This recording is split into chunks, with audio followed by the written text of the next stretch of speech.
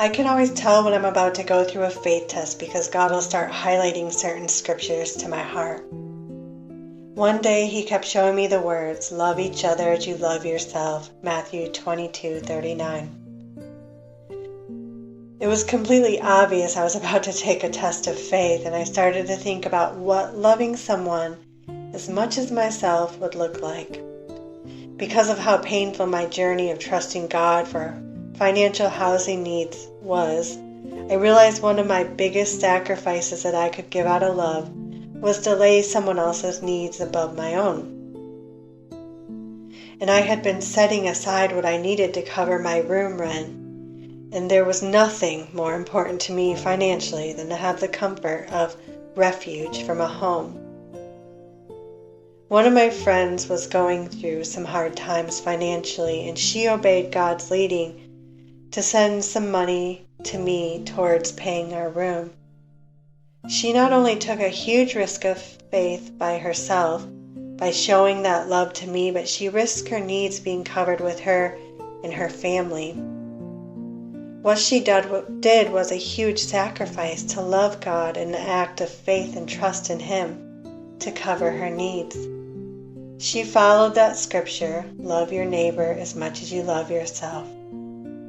She knew I was in the fire about how God would show up to cover our rent that time, and she sent me a little bit of comfort towards the total amount.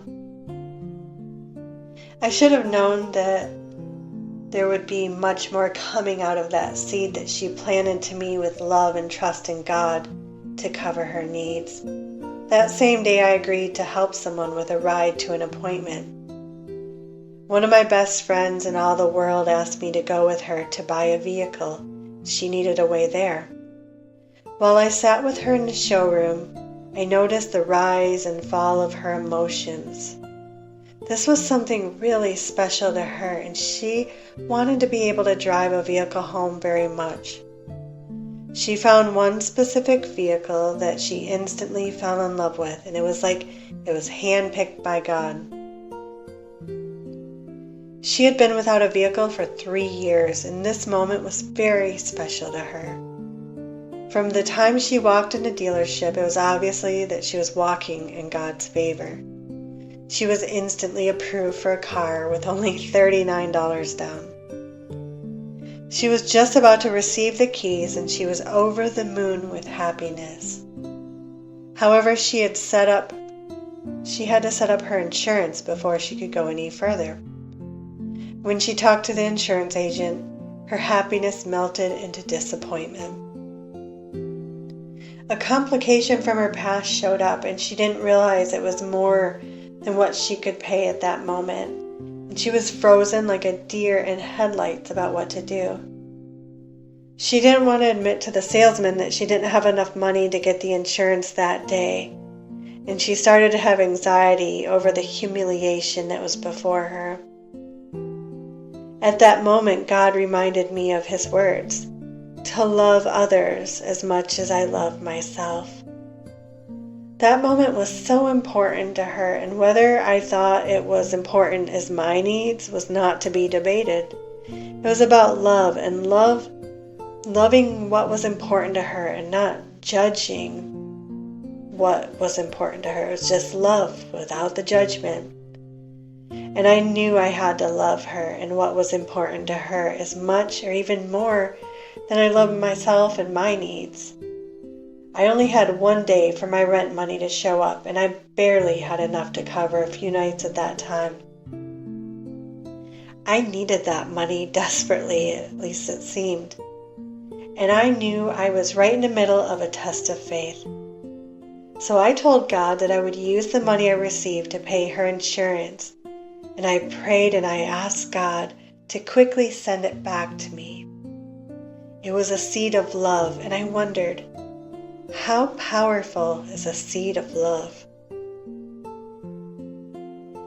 Even though I had gone through situations like this 100 times before, I was afraid because I was risking the comforts for me and my kids of having a home.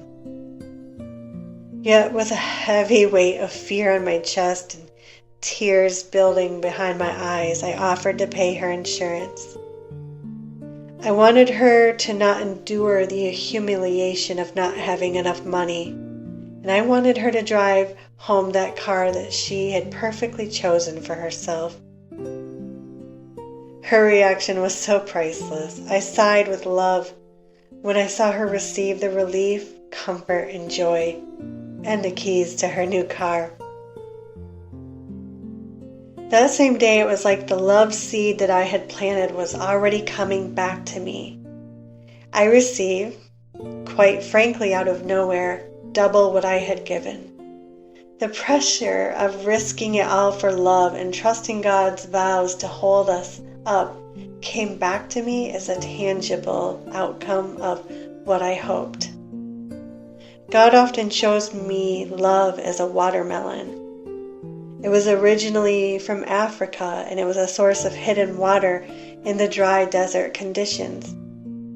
It is simply sweet, and sweet as can be, with no bitterness at all. I realized that day that I have so much room to grow when it comes to giving and sowing love, especially loving others above myself.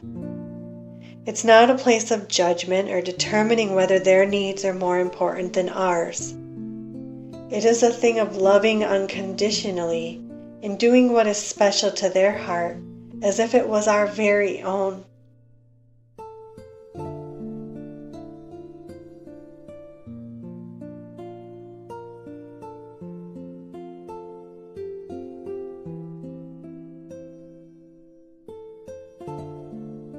I pray that any seed that you plant out of love, whatever that may look like for you, would come back to you as a swift harvest overflowing with God's intentional love to cover all of your needs and heart longings, above and beyond all you can hope, think, or pray.